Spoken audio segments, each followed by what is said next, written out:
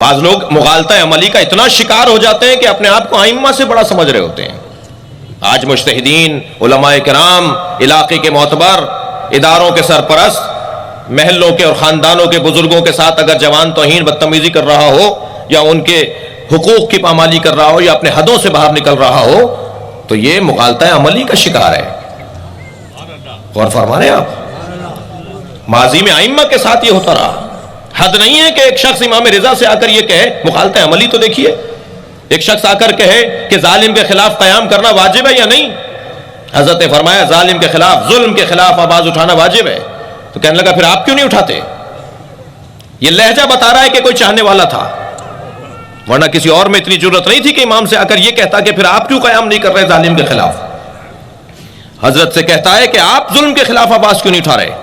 چاشت کا وقت تھا، صبح 9-10 بجے کا وقت تھا۔ حضرت نے فرمایا بتاؤ نماز ظہر واجب ہے یا نہیں؟ کہنے لگا نماز ظہر واجب ہے۔ حضرت نے فرمایا پڑھو۔ کہنے لگا وقت نہیں آیا۔ حضرت نے فرمایا یہی تمہارا جواب ہے، ظلم کے خلاف قیام واجب ہے مگر ابھی وقت نہیں آیا ہے۔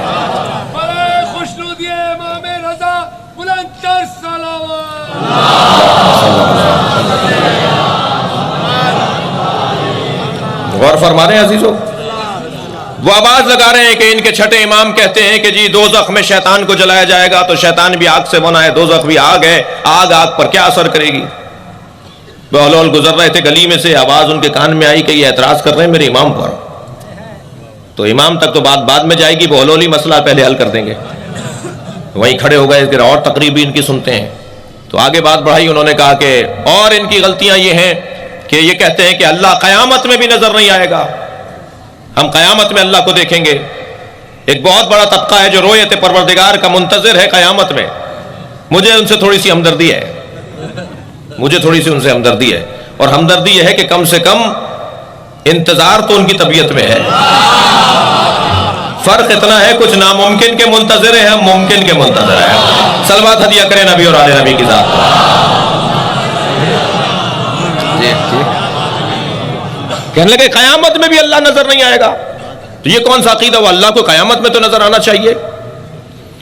اور دوسرا شبہ یہ ڈالا، اور تیسرا شبہ یہ ڈالا گفتگو کرتے ہوئے کہ صاحب جو اختیار اللہ نے ہمیں دیا ہے وہ تام ہے، ہم مختار تام ہیں، جو کچھ کرتے ہیں وہ ہم اللہ کی مرضی سے کرتے ہیں۔ دوسرا نظریہ آیا کہ نہیں، جو کچھ کیا جاتا ہے وہ اللہ کی طرف سے کیا جاتا ہے، ہم کچھ نہیں کرتے۔ یہ بحث و مباحثہ اس محفل کا حصہ۔ بہلول نے جب یہ منظر دیکھا، ایک پتھر اٹھا کر ان صاحب کے سر پہ مار دیا۔ اب میں آپ سے تو یہ دعوت نہیں دوں گا، یہ کام بہلول ہی کا ہے کہ ایک مرتبہ بہلول دانا نے ان کے سر پہ جب پتھر مارا تو ان کا ماتھا کھل گیا۔ شکایت لے کے پہنچ گئے دربار ہارون رشید میں کہ بہلول نے ہمیں پتھر مار دیا۔ بہلول نے کہا صاحب میں نے پتھر اسی لیے مارا ہے کہ ان کی 3 باتیں تھیں، ان کا جواب دینا تھا۔ یہ کہہ رہے تھے کہ ہمیں اللہ قیامت میں نظر نہیں آئے گا، تو پھر فائدہ کیا جو نظر نہ آئے اسے مانیں کیوں؟ تو یہ دکھائیں درد ہے کہاں؟ درد ہے مگر نظر نہیں آ رہا، تو ضروری نہیں ہے کہ جو چیز ہو وہ نظر بھی آئے۔ دوسرے یہ کہہ رہے تھے کہ شیطان آگ کا بنا ہوا ہے اور دوزخ بھی آگ ہے، یا آگ پہ کیسے اثر کرے گی؟ جیسے مٹی نے مٹی پہ اثر کر دیا، یہ خود بھی مٹی سے بنے ہوئے ہیں۔ اور اگر سب کچھ اللہ کرواتا ہے اور ہمارا کچھ نہیں ہے تو پھر یہ پتھر بھی اللہ نہیں لگوایا ہے، پھر ہم سے شکایت کس بات کی ہے؟ عزیزان گرامی، مغالطہ عملی کا شکار لوگ، در حقیقت اس بیماری میں مبتلا انسان اپنے آپ کو متشابہات کا شکار کر لیتا ہے۔ یہ انسان متشابہات عملی کا شکار ہو جاتا ہے، اپنے آپ کو کچھ سمجھنے لگتا ہے، اور جس کی بنیاد پر یہ اتنا گم ہو جاتا ہے اپنے معاملات میں، اپنے آپ کو اتنا کھو دیتا ہے کہ پھر یہ غلط فیصلے کرنے پہ تیار ہو جاتا ہے۔ مگر محکمات رکھنے والے لوگ، وجود محکم جس کی طرف ہمیں رجوع کرنے کا کہا گیا ہے، وہ بتائیں گے کہ ہمیں ایسے مرحلے پہ کیا کرنا ہے۔ ہر زمانے میں ایک وجود ہونا ضروری ہے کہ جو آیت محکمہ پروردگار ہو، تاکہ لوگ اس کی طرف رجوع کریں اور اپنے متشابہات کو حل کریں، ورنہ انسان الجھتا چلا جائے گا۔ ہر زمانے کا ایک ہادی، ہر زمانے کا ایک رہنما بہت ضروری ہے، اور یہ تاریخ کی گواہی ہے کہ پروردگار عالم نے ہماری ہدایت کے لیے ایسی ہستیوں کو قرار دیا ہے، اور ان ہستیوں میں عظیم ترین وجود وہ جو آیات کامل اور آیات محکم اور انسان اکمل کہلاتے ہیں وہ اہل بیت کا وجود ہے۔ انہوں نے اپنا کسی کام کے اندر کوئی شبہ نہیں چھوڑا، واضح بے باک فیصلے، روشن اور علنی باتیں، کسی طرح کے ان کے کام کے اندر کوئی دو رائے اور دو پہلو نہیں ہوتے تھے، متشابہات میں مبتلا نہیں کیا کرتے تھے اپنے لوگوں کو، بلکہ لوگوں کی الجھنیں دور کرنے کا اور اللہ نے انہیں ذمہ داری سونپی تھی، اور اس انداز سے انہوں نے اپنی ذمہ داریوں کو نبھایا۔ آپ دیکھیے کہ ائمہ عصمت و طہارت کی تمام ائمہ کی زندگی کو جب ہم نے لیے اپنے نمونہ عمل قرار دیں گے تب جا کر ہمارے نظریات محکم ہوں گے۔ جس طرح قرآن کی ایک آیت پڑھ کر کوئی نظریہ نہیں بنایا جا سکتا، ایسے ہی کسی ایک امام کی زندگی کو اسوہ حسنہ بنا کر وہ جو قاعدہ نبی نے دیا، اولنا محمد، آخرنا محمد، اوسطنا محمد، کلنا محمد، ان سب کو اگر دیکھنا ہے تو ایک نگاہ سے دیکھو، اس لیے کہ یہ زمانہ بدلنے سے اپنے سیرت کو بدل رہے ہیں، اور ان تمام سیرتوں کو جب تم پیش نظر رکھو گے تو تمہاری الجھنیں دور ہوں گی۔ جسے شاعر نے 4 مصروں میں کیا خوب کہا ہے کہ امام جتنے ہیں ایک نور سے ہے سب کا خمیر، ہیں ان میں سبھی محمد صغیر ہوں کہ کبیر، خیال ہے کہ نظر بندی مصور نے الٹ پلٹ کر دکھائی نہ ہو وہی تصویر۔ یہ در حقیقت ایک وجود ہے کہ جس کی ضرورت بدلتی گئی تو انہوں نے اپنے کردار کو تبدیل کیا ہماری ضرورت کے مطابق۔ اور تمام ائمہ کی زندگیوں کے پیش نظر اگر ہمارے سامنے امام مولا علی کی زندگی اسوہ حسنہ ہے تو امام رضا کی زندگی بھی ہمارے سامنے ہونی چاہیے۔ اور خبردار یہ تقسیم کرنا کہ ان کے مزاج میں یہ تھا اور ان کے مزاج میں یہ تھا، یہ بھی معرفت سے خالی باتیں ہیں۔ یہ نعرہ ہے، حدیث نہیں ہے کہ جیو علی کی طرح اور مرو حسین کی طرح، یہ کوئی حدیث نہیں ہے۔ ہر زمین کربلا ہے اور ہر دن عاشورہ ہے، یہ کوئی حدیث نہیں ہے، یہ نعرہ ہے، کسی اچھے شاعر کا مصرع ہے اور اچھے نعرہ لگانے والے کا اچھا نعرہ ہے جو پوری دنیا میں مشہور ہو گیا۔ لہذا یہ تقسیم کہ جیو علی کی طرح اور مرو حسین کی طرح، یہ تقسیم کوئی اچھی تقسیم نہیں ہے۔ جیو بھی علی کی طرح، مرو بھی علی کی طرح، جیو بھی حسین کی طرح، مرو بھی حسین کی طرح۔ ان تمام ہستیوں نے اپنی اپنی ذمہ داریوں کو الجھنوں سے نکالنے کے لیے جو سیرت ہمارے لیے چھوڑی ہے وہ قابل عمل ہے، قابل عمل ہے۔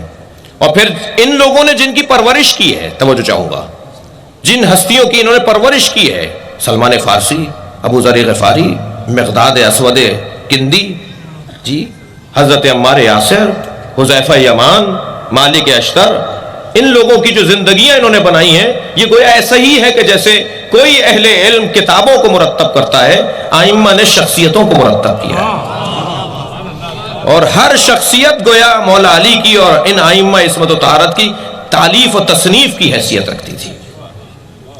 آپ دیکھیے کہ حضرت مالک اشتر جیسا کوئی سردار ہو جس کے نام سے دنیا کانپتی تھی، جن کی فضیلتوں میں ایک فضیلت یہ ہے کہ جب حضرت ظہور فرمائیں گے تو رجعت کے ذریعے جو لوگ واپس پلٹ کر آئیں گے، دوبارہ زندہ کیے جائیں گے، ان میں مالک بھی ایک ہیں، یعنی پہلے امام کے بھی لشکر کے سپہ سالار اور آخری امام کے لشکر کے بھی سپہ سالار، بڑا درجہ ہے مالک اشتر کا۔ اور اس ہستی کو آپ اس کے مزاج کو دیکھیے، گزر رہے ہیں کہ ایک شخص نے مالک کے منہ پر اپنا لعاب پھینک دیا، اور اس وقت سپہ سالار لشکر علی ہیں کہ مالک اشتر کو جانا کہیں اور تھا، مگر انہوں نے اپنا رخ موڑ کر مسجد کی طرف چلے گئے، 2 رکعت نماز پڑھی اور ہاتھ اٹھا کر اس کے لیے دعا کرنے لگے، یا اللہ یہ جانتا نہیں تھا کہ میں کون ہوں۔ اسی اسنا میں اسے بتا دیا گیا کہ تم نے کس کے جانب اپنا لعاب پھینکا ہے، تمہیں پتا ہے؟ کہ کون تھا؟ کہ یہ علی کے لشکر کا سپہ سالار، اس وقت چیف آف آرمی سٹاف ہے، علی کے لشکر کا سالار ہے، تم نے اس کے ساتھ یہ کیا ہے۔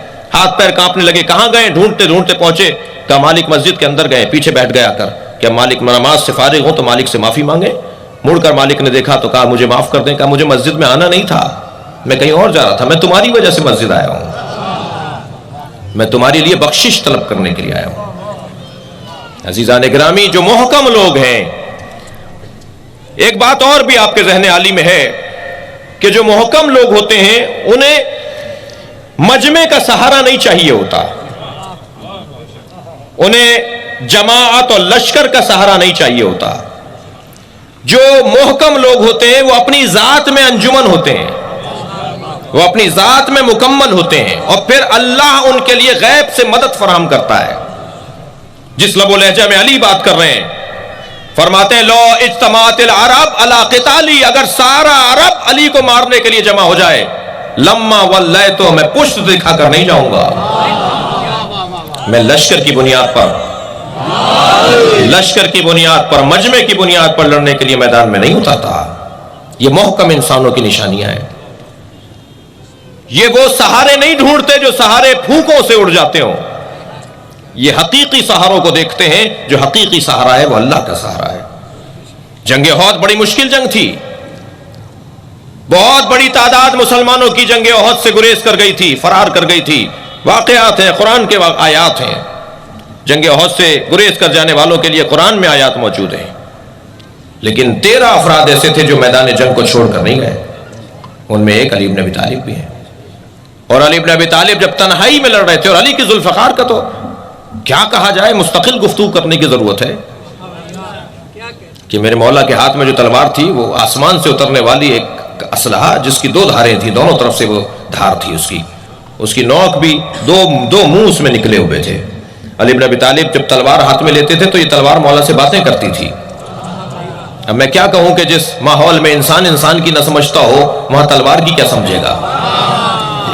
مولا سے یہ ذوالفقار باتیں کرتی تھی, جنگ میں آپ کے ساتھ مشیر رہتی تھی, گھر میں آ کے جناب زہرا کو گزارش جنگ سناتی تھی کہ آج میدان میں کیا کیا ہوا ہے. غور فرمائیں, اس جنگ میں, جنگ احد میں مولا تنہا لڑ رہے ہیں, مگر علی بن ابی طالب کے پیشانی پر کوئی اضطراب نہیں ہے. اور جیسے مجمع کے ساتھ علی لڑتے ہیں, لشکر کے ساتھ لڑتے ہیں, تنہا بھی علی ایسے ہی لڑ رہے ہیں کہ جبریل نازل ہوئے اور رسول اللہ کے برابر میں بیٹھ کے کہا یا رسول اللہ دیکھ رہے ہیں علی, آپ کا علی کیسے لڑ رہا ہے. تو نبی مکرم نے بے ساختہ فرمایا کیفا لا انہ منی وانا منہ, کیسے نہ لڑے, اس لیے کہ میں اس سے ہوں وہ مجھ سے ہے. تو فوراً جبریل نے کہا انا منکما, میں آپ دونوں سے ہوں. صلوات پڑھے ذرا محمد و آل محمد.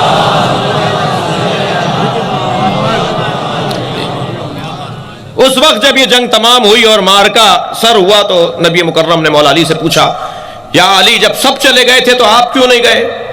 اب وہ ایک محکم انسان کا جواب کیسا ہوتا ہے, ایک انسان اکمل کا موقف کیا ہوتا ہے.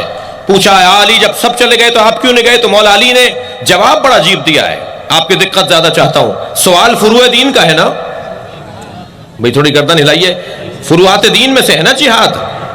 سوال کر رہے ہیں پیغمبر فروعات دین کا, اور علی کیا جواب دے رہے ہیں, اصول دین کا. مولا نے پوچھا کہ جب سب چلے گئے تو آپ کیوں نہیں گئے, تو میرے مولا علی نے جواب دیا اکفر بعد الایمان, کیا میں ایمان کے بعد کافر ہو جاتا. گویا علی بن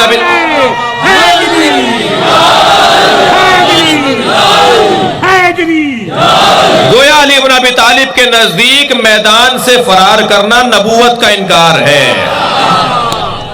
اللہ اکبر, کیا اکفر بعد الایمان, کیا میں ایمان کے بعد کافر ہو جاتا. یہ محکم انسانوں کی علامتیں ہیں, نشانیاں ہیں. آپ دیکھیے کہ جب امام حسین کو ولید ابن عقبہ نے یزید کا پیغام پڑھ کر سنایا ہے, اور اس خط میں لکھا تھا کہ یا تو حسین سے بیعت لو یا حسین کا سر لو, تو کتنا واضح طور پر امام حسین نے اسے جواب دیا. امام نے فرمایا رات کی تاریکی ہے, سورج نکلنے دو. مدینے کے شہر مدینہ کے لوگوں کے سامنے, مدینے والوں کے سامنے روشنی میں مجھ سے سوال بیعت کرنا, اور پھر میں تمہیں جواب دوں گا. بہت واضح اور روشن موقف ہے.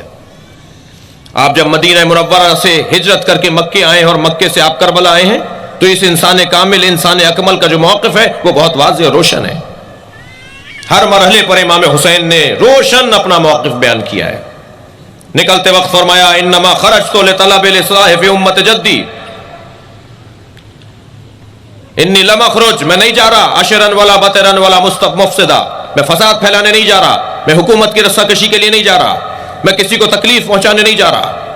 اپنے جاتے ہوئے موقف کو حسین بیان کر رہے ہیں. یہ انسان اکمل کی نشانیوں میں سے ایک نشانی ہے. اس کی بات میں ابہام نہیں ہوتا, اس کے موقف میں الجھن نہیں ہوتی, اس کے خطابات کے اندر دو باتیں نہیں ہوتی. وہ جب بات کر رہا ہوتا ہے تو روشن بات کر رہا ہوتا ہے, اس کا موقف بہت واضح اور روشن ہوتا ہے. میں اس لیے نہیں چاہ رہا کہ فساد پھیلے, لڑائی ہو, جھگڑا ہو, حکومت کی رسّہ کشی ہو, بل انما خرجت لطلب الاصلاح فی امت جدی, میں اپنے جد رسول اللہ کی امت کی اصلاح کے لیے جا رہا ہوں. اور فرمایا اسیر بسیرت جدی وابی, میں اس لیے جا رہا ہوں تاکہ میں اپنے جد رسول اللہ کی سیرت پر عمل کروں, اپنے بابا علی کی سیرت کو اجاگر کروں. ارید ان آمر بالمعروف, اور میں اس لیے جا رہا ہوں تاکہ لوگوں کو معروف سے آشنا کروں. وانہا عن المنکر, اور میں لوگوں کو منکر سے دور کروں, ان سے انہیں بیزار کروں. میں اس لیے اپنا شہر چھوڑ کر جا رہا ہوں. بہت واضح طور پر مکے سے کربلا, مدینے سے مکہ, مکہ سے کربلا جب امام آئے ہیں تو امام نے 52 خطبے دیے ہیں. میں گزارش کروں گا اپنے کم سن ساتھیوں سے, جوانوں سے, کہ جو امام حسین کے خطبات ہیں, جو رستے میں اپنے سفروں میں امام نے خطاب ارشاد فرمائے, ان پہ توجہ کی جائے. اور صاحبان اختیار لوگ بہرحال اس بات کی طرف توجہ کریں, یہاں تشریف فرمائیں. مختلف فورموں پر انہیں اختیارات اللہ عطا کرتا ہے. کسی بھی بڑے مرحلے پر جا کر اس بات کو ذرا ذہن عالی میں رکھیں, اور کبھی موقع ملے تو اسے آگے بڑھائیں کہ جو خطبات امام حسین کے ہیں, جو خطبات جناب زینب کے ہیں, ان خطبات کو ہمارے نصاب کا حصہ ہونا چاہیے, تاکہ ہماری مسلم برادری جو ہے وہ ان انسان ہائے محکم اور انسان ہائے اکمل کے موقفوں سے آشنا ہو. ان کا انداز کیسا تھا سمجھانے کا, یہ کیسے اپنی بات کو پہنچاتے تھے. آپ دیکھیے یہ مغالطات عملی کا شکار لوگ اس حد تک مغالطات عملی کا شکار ہو جاتے ہیں کہ یہ آیہ کریمہ جو قرآن مجید کے اندر ہے, وَمِنَ النَّاسِ مَن يَشْرِي نَفْسَهُ ابْتِغَاءَ مَرْضَاتِ اللَّهِ وَاللَّهُ رَءُوفٌ بِالْعِبَادِ, یہ امام مولا علی جب بستر پیغمبر پر سوئے تھے اور آپ نے اپنے نبی کے حوالے اپنی جان کر دی تھی, جب سرکار نے پوچھا تھا ہجرت کرتے وقت کہ یا علی تم میرے بستر پہ سو جاؤ گے, میں ہجرت کرنا چاہتا ہوں, تو مولا علی نے سوال کیا کیا میرے سونے سے آپ کی جان بچ جائے گی؟ اور نبی نے فرمایا ہاں تمہارے سونے سے میری جان بچ جائے گی. تو مولا علی نے ایک سجدہ شکر ادا کیا اور بستر پیغمبر پر سو گئے. تب یہ قرآن کی آیت نازل ہوئی, وَمِنَ النَّاسِ مَن يَشْرِي نَفْسَهُ ابْتِغَاءَ مَرْضَاتِ اللَّهِ, کچھ لوگ ہیں جو اپنے نفسوں کو بیچ دیتے ہیں اللہ کی مرضیوں کے بس. جی مغالطات عملی کا شکار لوگ جب مولا کائنات کو ابن ملجم نے ضربت ماری تو 10 سال تک مسلمان برادری میں اس آیت کا مصداق ابن ملجم کو کہا جاتا تھا. یہ آیت ابن ملجم کی شان میں آئی تھی.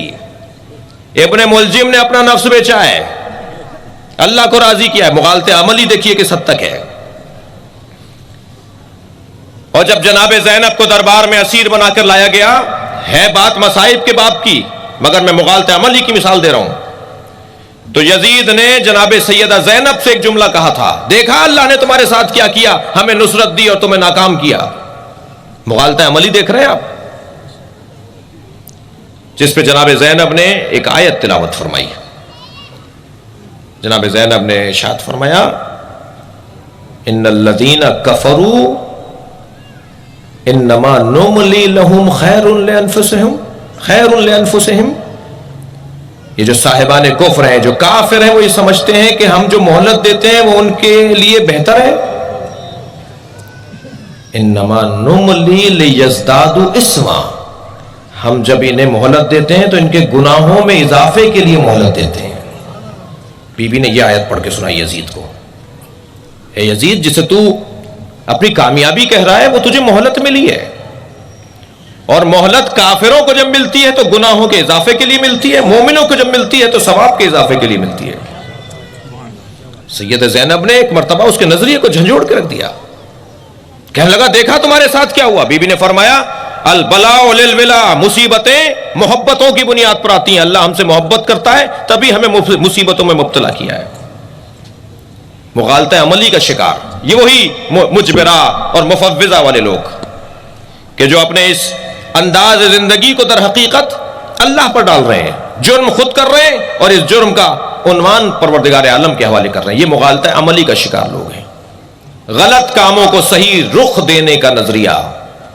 لیکن نہیں عزیزان گرامی, جو انسان محکم ہوتا ہے وہ معاشرے کو مسلسل ہدایت عطا کرتا رہتا ہے۔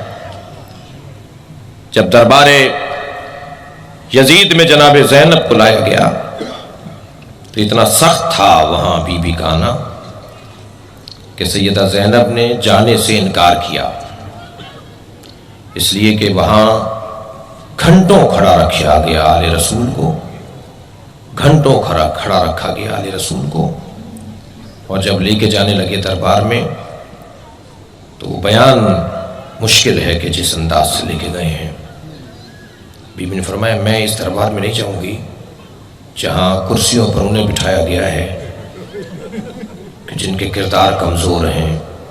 یہ تو میں کہہ رہا ہوں، تاریخ نے واضح لکھا ہے کہ میں خوار لوگ، بد کردار لوگوں کا انتظار ہو رہا تھا تاکہ آل رسول کو دربار میں لایا جائے۔ بی بی نے فرمایا تھا کہ میں اس دربار میں نہیں جاؤں گی جس دربار کا یہ حال ہے۔ تو ایک مرتبہ کسی نے کہا کہ حسین کے سر کو دیکھیے۔ جب جناب زینب نے امام حسین کے سر کو دیکھا تو حسین کے آنسو گر رہے تھے۔ امام حسین کے سر نے 9 جگہوں پر معجزے دکھائے ہیں، ان میں سے ایک جگہ یہ ہے۔ پوچھا بھائی تمہیں کس چیز نے رلایا ہے؟ تو سر حسین سے آواز آئی زینب دربار میں چلی جاؤ، تمہارے جانے سے میرے نانا کا دین بچے گا، تم وہاں جا کر میرے نانا کا پیغام پہنچاؤ گی۔ کتنا سخت ہے جناب زینب کا دربار میں آنا۔ نجف اشرف میں ایک نجفی بزرگ عالم دین کا بیان ہے کہ جب ذاکر نے یہ جملہ کہا نا کہ زینب کو دربار میں لایا گیا تو حضرت آیت اللہ شیرازی چیخیں مار مار کے روئے اور 3 گھنٹے بے ہوش رہے۔ اجرکم اللہ، اجرکم اللہ، خدا کسی غم میں نہ رلائے سوائے غم اہل بیت میں، ہمیں رونے اور رلانے والوں میں قرار دے۔ بعض مقتل کے مصائب، بعض کربلا کے مصائب ایک جملہ بھی رونے کو بہت ہے۔ ان جملوں میں میں ایک جگہ مجلس پڑھ کر نکلا، مجھ سے ایک عزادار کہنے لگا مولانا مصائب آپ نے کم پڑھے، تو میں نے اس سے کہا کہ کیا یہ کم مصائب ہیں کہ حسین گھوڑے سے گر گئے؟